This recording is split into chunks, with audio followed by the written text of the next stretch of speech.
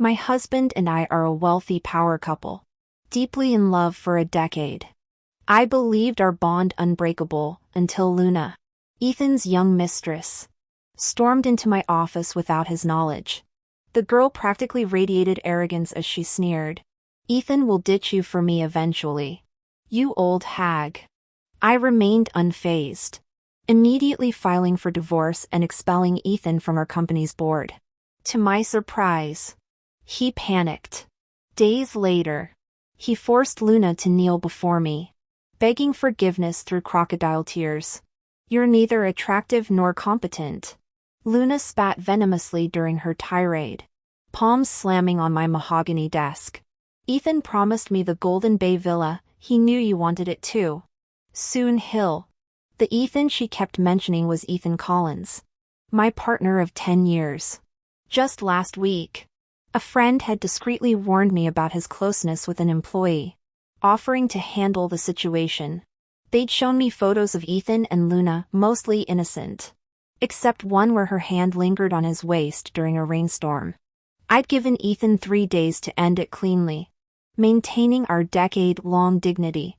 He'd agreed instantly, even feigned remorse. "I'm sorry you worried, darling." Yet here stood his mistress, bold as brass in my own office.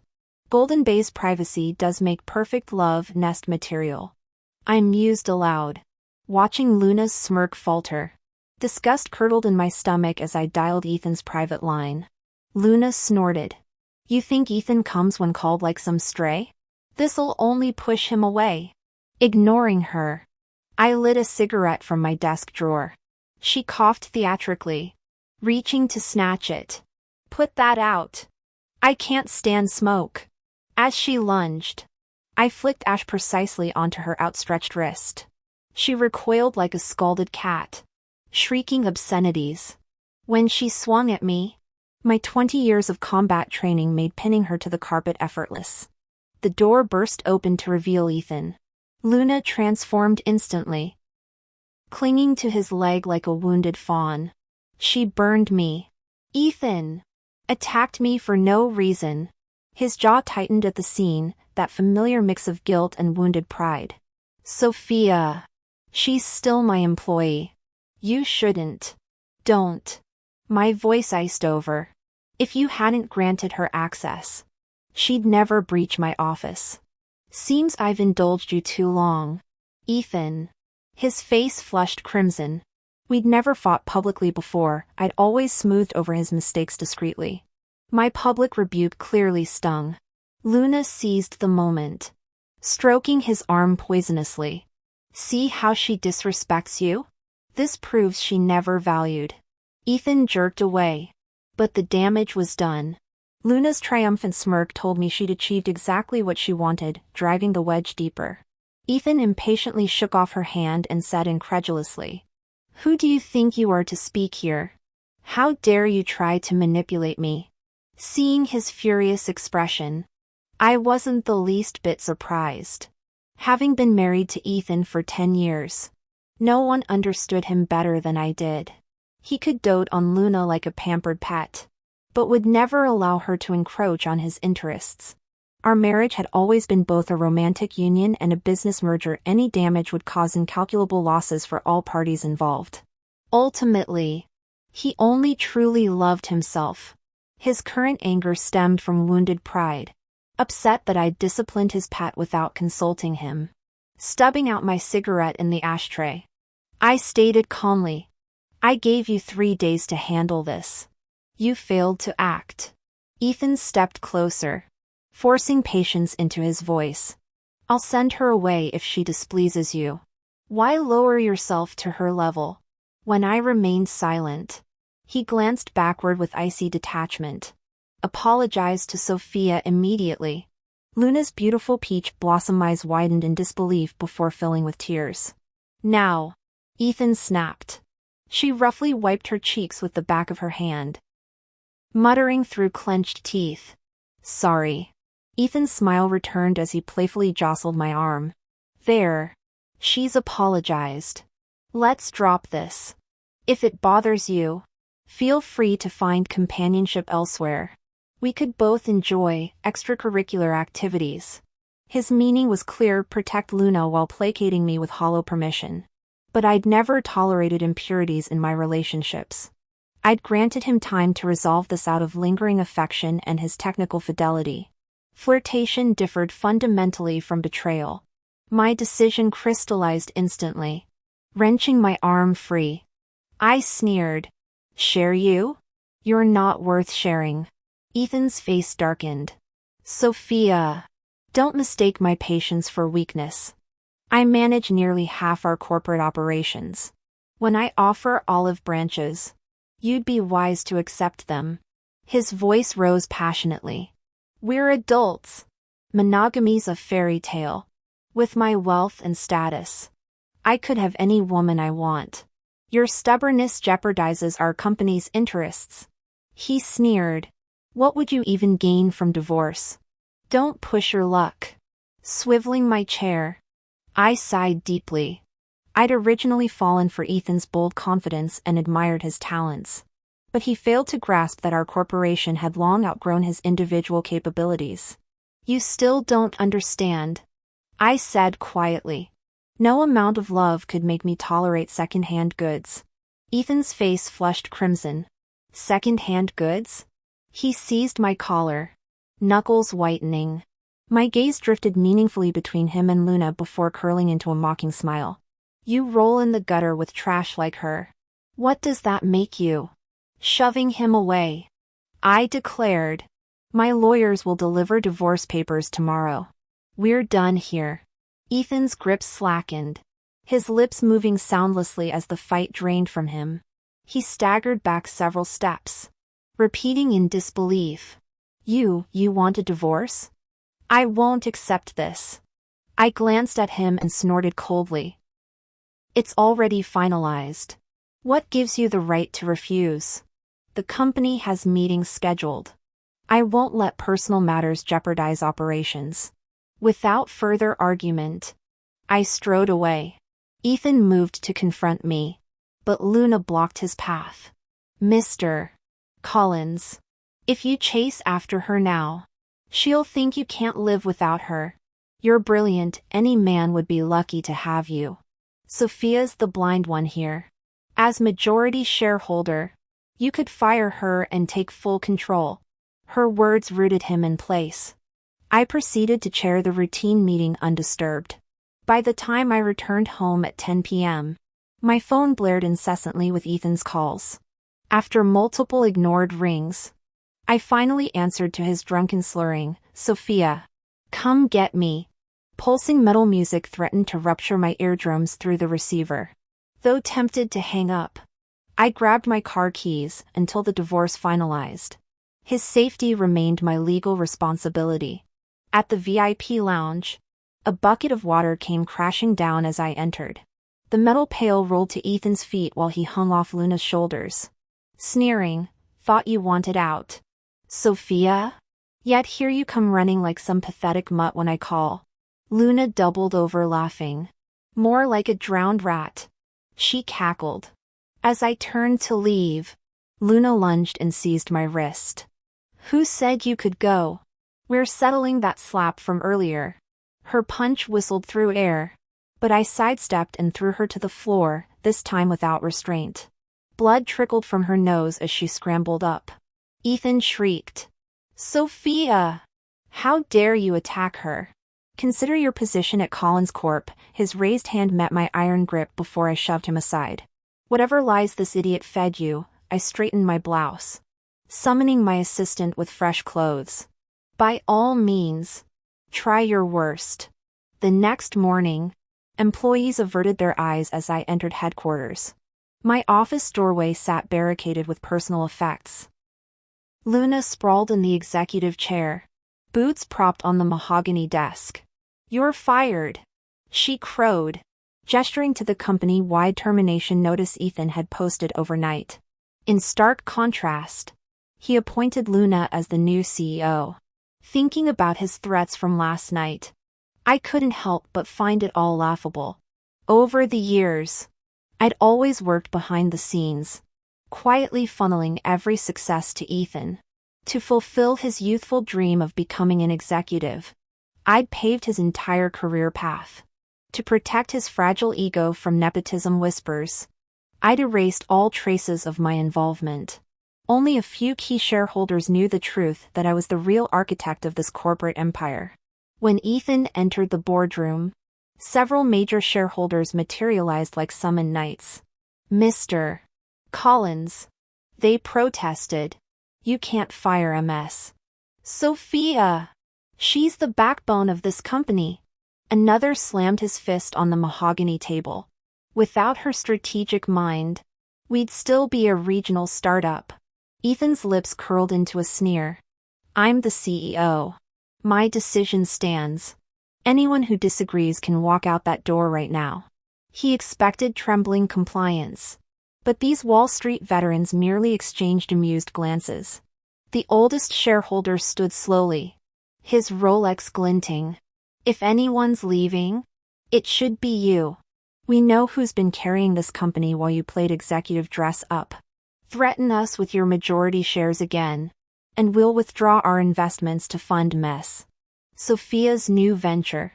Ethan's bravado faltered as the room erupted in agreement. Luna tugged his sleeve, eyes glittering with ambition. "This is our chance. Force them out and the whole company will be yours. All the profits. All the power." "Enough!" The command sliced through the room as Margaret stormed in, Chanel suit immaculate despite her hurried entrance.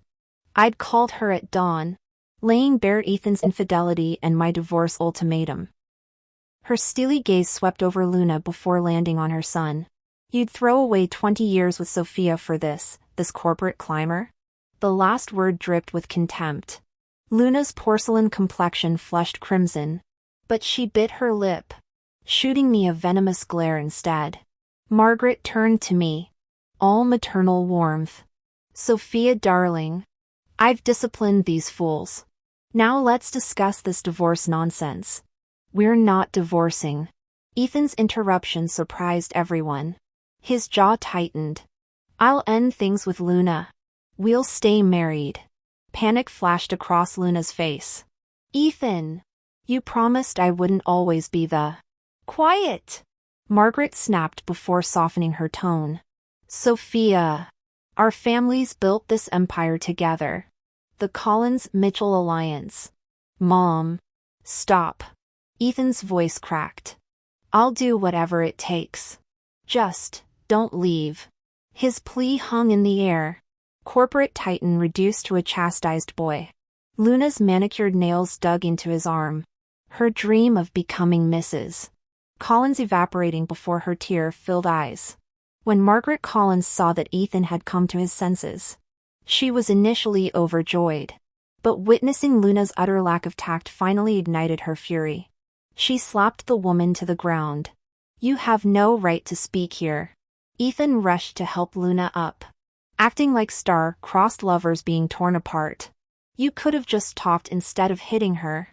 I watched coldly before speaking calmly. "I initiated the divorce. There's no going back. My decision is final." "Margaret, please stop." Hearing me address her formally, Margaret knew reconciliation was impossible. She shot Ethan a disappointed glare before turning to me remorsefully. "You've managed the company all these years.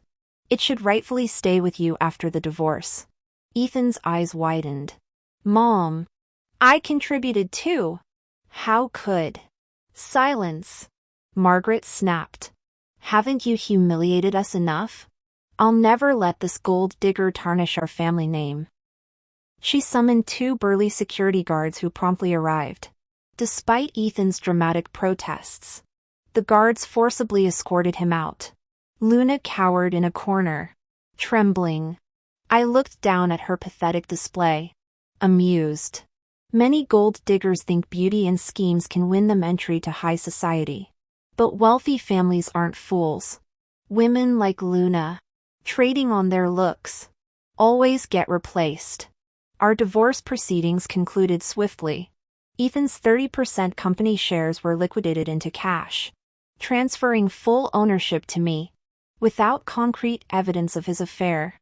He kept 30% of our assets while I retained 70%. He left the company with Luna, not entirely destitute thanks to his inheritance from the Collins fortune.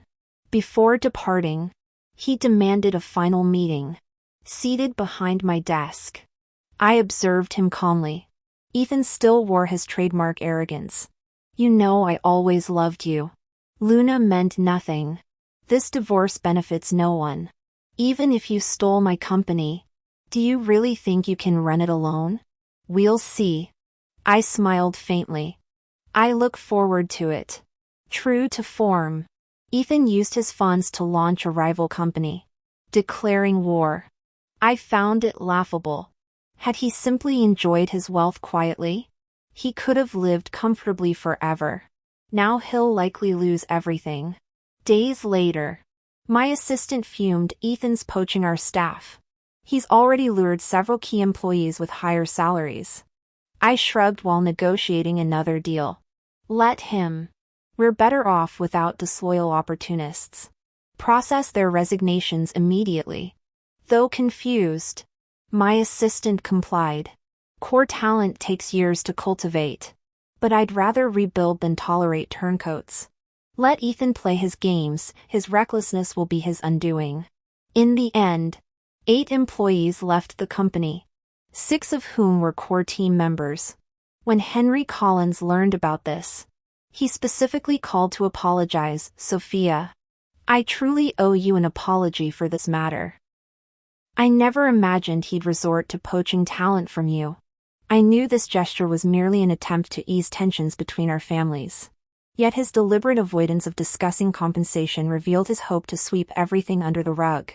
Though indifferent, I offered vague reassurances before instructing my assistant to halt development on the next product and pivot entirely to a new innovation.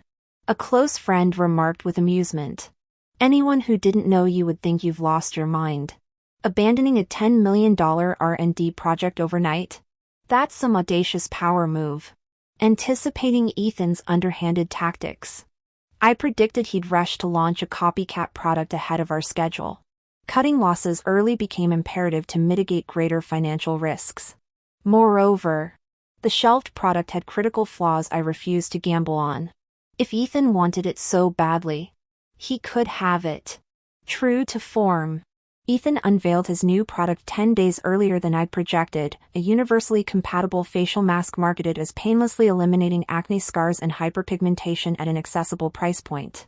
The launch generated massive buzz, sending Collins Group's stock soaring 5-fold overnight. At a crucial dinner event for securing future partnerships, I unexpectedly encountered Ethan again. He carried himself like a preening peacock, Luna trailing behind him in tailored pantsuit, both radiating smug superiority. A cluster of sycophants hovered nearby until Ethan spotted me across the room. "Ms. Mitchell," he drawled, sauntering over. "What a pleasure. Let me apologize, my little maneuver must have cost you at least 8 figures. If you're having regrets." I cut him off with a laugh. "You can profit from stolen trade secrets once. Think you'll get a second chance?" The barb struck true. His smirk twisted into a snarl. I offered mercy out of respect for our past. "Don't expect any going forward." He stormed off, leaving me to focus on my actual objective, Alex, heir to the Brooks conglomerate, hosting tonight's pre-bid event. After an hour of fruitless searching, I retreated to the terrace for air. "Sophia Mitchell?" A familiar voice froze me mid-step. Turning, I found myself face to face with the man I'd been seeking, Alex, my former classmate, unchanged yet unrecognizable from the boy I'd known before his overseas studies. "Alex," I managed after a beat, "I almost didn't recognize you." Wind tousled his hair as he leaned against the railing. "Likewise. Though I suspect this isn't a social call." "Straight to business then." I outlined my proposal, watching his polite detachment melt into keen interest. "This is exceptional," he finally said. "Present it at the bid conference." "I'll be waiting." Relief warmed my veins. Mission accomplished. On the way back, I received a text from my assistant, Ms. Mitchell. Our investigation confirms the facial mask still has unresolved safety risks. It's essentially unfinished. Should we expose this? I tapped my phone and replied, no need. Ethan was at the peak of his arrogance. I intended to let this fire burn brighter. Only when the product gained massive popularity and more customers would the eventual backlash become catastrophic. I've always believed in an eye for an eye, since he targeted me. I wouldn't let his company thrive. True to my predictions. Within 2 weeks, online complaints about skin damage started surfacing. Each deleted post spawned 3 new ones. His PR team couldn't contain the truth bleeding through the cracks. I chose that moment to publish Collins Corporation's internal documents while amplifying every negative review. Overnight, their praised product became public enemy #1. When Ethan called, I answered on the 3rd ring. Was this your doing? You let me copy that defective product on purpose. His voice shook with fury. I sighed. You attended the R&D meetings too. If you'd paid half the attention to your company as you do to your mistresses, you'd have noticed the flaws. The line went dead with a violent click. Though I'd provoked him, I felt no satisfaction. We'd shared 10 years of marriage. Even his later affairs couldn't erase our early struggles, those sleepless nights building our startups. Him managing household chores when I worked 18-hour days. His steadfast presence when my parents died. He'd been my anchor. That's why I'd forgiven his first affair. But when he chose another woman over our marriage again, I walked away. Betrayal has 0 tolerance. My finger hovered over the stock plunge alert. Maybe this retaliation went too far? Then his new PR statement flashed across my screen. Collins Corporation regrets distributing this product developed entirely by Horizon Innovations. Full refunds plus 10x compensation. Horizon Innovations, my company. He'd thrown me under the bus. Instantly, our social media flooded with hate comments. Any lingering sympathy evaporated. Mercy wasted on snakes. I mobilized my legal team, releasing timestamps proving Ethan stole our research after poaching engineers. The market responded instantly. Collins Corp stocks cratered 47% pre-market. Henry appeared at my penthouse that evening with Luna in tow. The aging patriarch bowed stiffly. Sophia. I brought Luna to apologize properly. That hussy means nothing, the Collins family only recognizes you as. I shut the door before he finished. Through the intercom, I stated, tell your son he'll receive bankruptcy papers tomorrow. The security camera showed Luna's face crumple as Henry shouted about family legacy. I muted them, watching Collins Corp's stock graph nosedive in real time. Every plummeting percentage point felt like reclaiming pieces of myself I'd lost loving him. If you're willing, I'll send her overseas immediately. She'll never come back. Luna trailed behind timidly, offering no rebuttal, seemingly resigned to the Collins family's insurmountable crisis. She simply nodded at Henry's every word. The Collinses had shown me considerable kindness over the years, and I owed them many favors. Yet I understood even the most benevolent relatives remained businessmen at heart. How does one negotiate feelings with merchants? Mr. Collins, you should leave. I can't help Ethan with this. He gripped my hand with tear-streaked desperation. If you won't intervene, no one can save Luna. Taking partial responsibility could spare her company without costing you anything. I withdrew my hand gently. Your version of help requires me to shoulder blame to protect him. I won't do it. Clutching his chest, Henry redirected his fury toward Luna. Apologize to Sophia this instant. The girl collapsed to her knees, trembling. Sophia. I was wrong about everything. I glanced at her, suddenly conscious of how her presence soiled the office floors. Mr. Collins, spare yourself further visits. My answer remains unchanged, regardless of how often you bring her. When Henry moved to kick the weeping Luna, I summoned my assistant to escort them out. From now on, no one enters my office without explicit permission. I've no interest in Ethan's future, please. In the end, Ethan's company collapsed, though he salvaged some funds through last-minute maneuvers. Luna abandoned him without hesitation, reduced to living off Henry and Margaret's support. His current circumstances bore little resemblance to his former opulence. I learned these details during a business dinner with Alex. The Collinses became laughingstocks overnight. Alex fumed, stabbing his steak. Who throws away a promising partner to chase some gold-digging opportunist? I smiled at his indignation.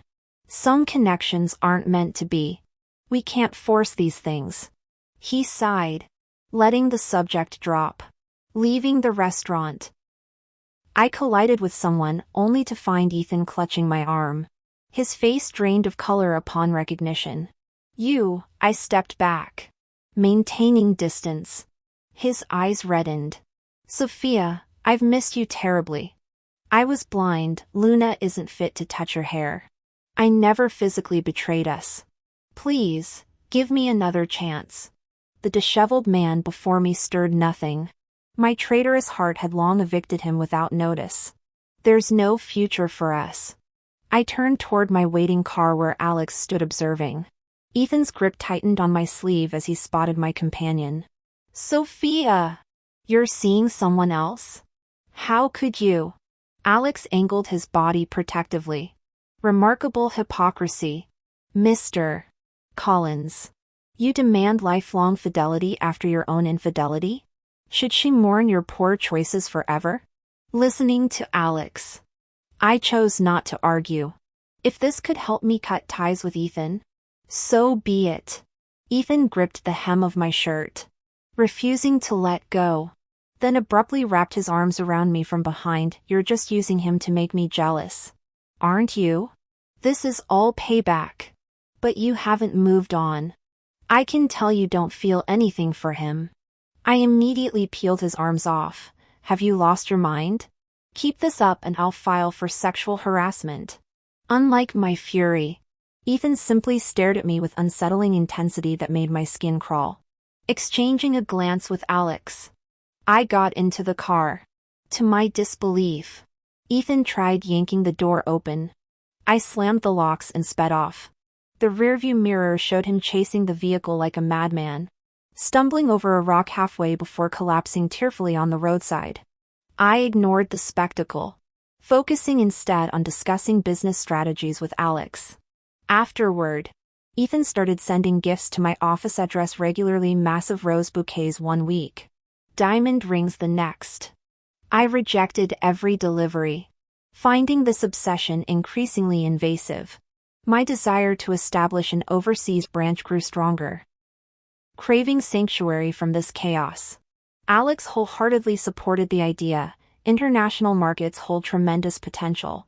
If you're serious, I'd like to co-invest in this venture. Only fools turn down profitable opportunities. I chuckled, accepting his proposal. Years of meticulous preparation had already secured ideal locations and infrastructure. Everything was set. On my way to the airport, a black SUV abruptly blocked my path. Ethan emerged, lunging toward me. I shoved him to the pavement. You're stalking me now? His lips trembled. How else would I discover you're fleeing the country? Am I some monster you'd rather exile yourself than face? The man sat crumpled on asphalt.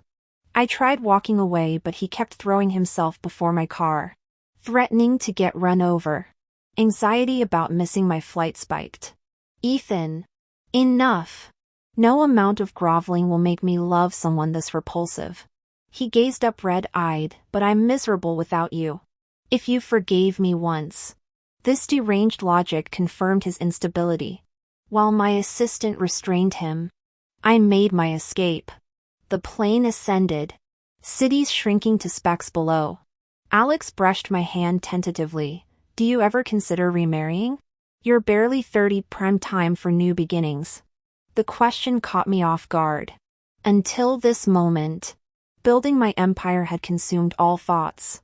Stability first. Life decisions later. But as I looked at Alex, I answered almost without thinking, if I meet someone I like, maybe I'll consider it. Alex smiled but didn't say another word. Some things between adults don't need to be spelled out, mutual understanding is enough. When the plane soared above the clouds, my heart fluttered unexpectedly, pressing my palm to my chest. I felt my heart shifting its course. The promise of future days sparked an anticipation I could no longer suppress. After all, the past had settled where it belonged. It was time to embrace whatever happiness awaited me.